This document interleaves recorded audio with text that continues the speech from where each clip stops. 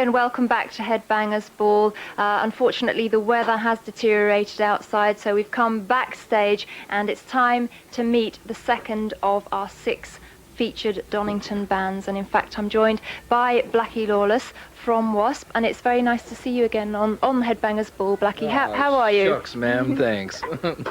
Now, just make me blush. Straight to the Donington questions. You came off stage about an hour ago, and of course you have played here before, but today I think it's safe to say under very different circumstances. How do you feel about W.A.S.P in 1992? Well, I've played this place twice now. This is the second time, but this is the 4th time I've been here. And somebody asked me, what's it like? You know, I said, have you been here before? I said, I'm getting ready to take one of these trailers and just move into it. Next year I'm going to be out here doing concessions and all that stuff. As far as the band now, my philosophies has changed on life. I mean, I've really changed a lot. And the things that I moved from California to Arizona, and I'm very much into Indian culture now and stuff. And it's changed me as a person, so therefore it's going to change the things that I write about. And I've always been a political radical at heart. And the thing that I think that I do best, I mean, the greatest gift that I have is not the talent to sing or play or whatever, it's to communicate to people. And the best thing that I can do is to use that platform that I have to say things. I mean, rock and roll originally was designed to be about anarchy and revolution, and when you see something wrong, you say something about it. And the problem is with most bands now, they're singing about their girlfriend's red high heel shoes, and that don't really make it as far as I'm concerned. A little bit of that goes a long way. Okay, but the stage show is obviously very different this time. Well, we're not near as animated as we once were, because like I said, people before, they were listening with their eyes and not their ears, and if you want people to hear a message, sometimes you got to take it to them direct. And that's probably the biggest difference between now and then. Okay. Do you believe that you have as much to prove today or as you did when W.A.S.P debuted here in 1987? No, because I was talking about a change in philosophy. And the only thing I got to prove anything to, only person I have to prove anything to is myself, you know, because if I'm going to be my own worst critic, then probably people will be happy with whatever you do after that. You know, it's like if you're really, really critical with yourself. And I tell you, I've done more to put myself into a grave making this record than any other one I'd ever done before. So, as I think about it at the end of the day, I go, you know, is it really that important or not? But one thing I do know is that records are like little time capsules, and they should be the best that they can be, because after they're done, you can't change them, and they're going to be there forever, you know. And it, like, when an artist takes a journey, we all take journeys through life, all humans, but when an artist takes that journey, he leaves his works by the roadside as byproducts of what he was, you know. And when he does that, you should be able to look back at his career and say, that's what he was thinking. That's where he was in his life at that point, and I really think that's what records are for. So they should be the best that you can make. Absolutely. I mean, do you feel that there's more pressure on you now that you're the focal point of the band, or is it still important to you that W.A.S.P is seen as a band? W.A.S.P are an idea, and Johnny Rod, who is the bass player, has been with me since '86, so there's more collaboration going on there than people might think. So I don't really feel that calling me a focal point or anything like that is really being honest, number one, or doing justice to the other people that are there. So if that's the way people want to perceive it, that's fine, but that's not the way we see it.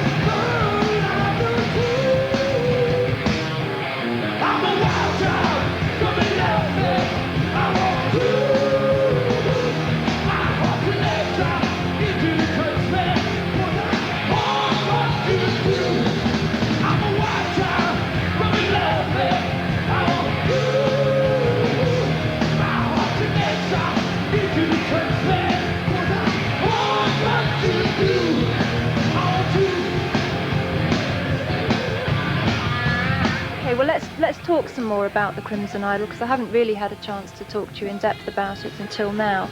We know that it's the story of Jonathan, and people are calling it a concept album. Did you find it easier to write to a concept rather than just like individual songs? It's really...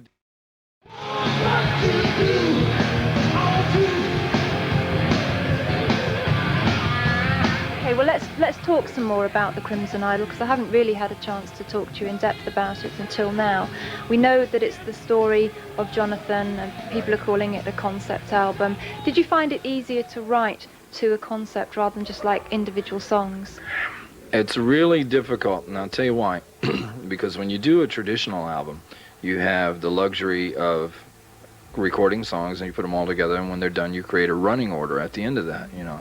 And if you don't like that running order, you can change it. One of the things that I quickly learned was that when you do something like this, you write the story first, and then you've got music on the side, but you can't really put the music in because you don't know where it's going to go yet. Because the one thing I'm thinking in the back of my mind is, remember the flow. Remember the flow. It's got to, the running order's got to be right, because when you get done, you put all the elements together.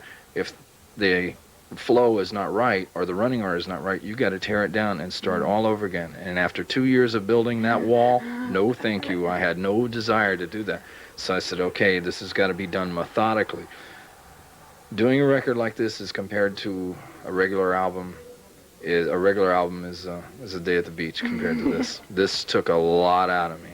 And I wrote Pete Townsend a letter the other day because I told him before I started this album what I wanted to do and what the story was about and all that, and he pretty much patted me on the back and said, yeah, I think it's a good idea.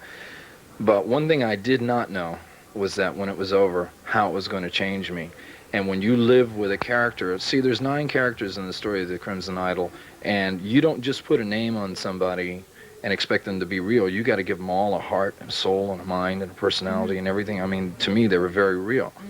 And when you see the pain that someone goes through in a story like this, it'll put you through changes as well. So the letter that I wrote to him the other day, I says, obviously you have been through this before, but I had not. I said, this took me on a journey, a very bizarre journey, one that I'm not sure that I want to repeat again because of what it did to me. It's like I said, when you deal with a depressing subject day in and day out, and that boy became as real to me as you're sitting here in front of me now, it'll do a number on you.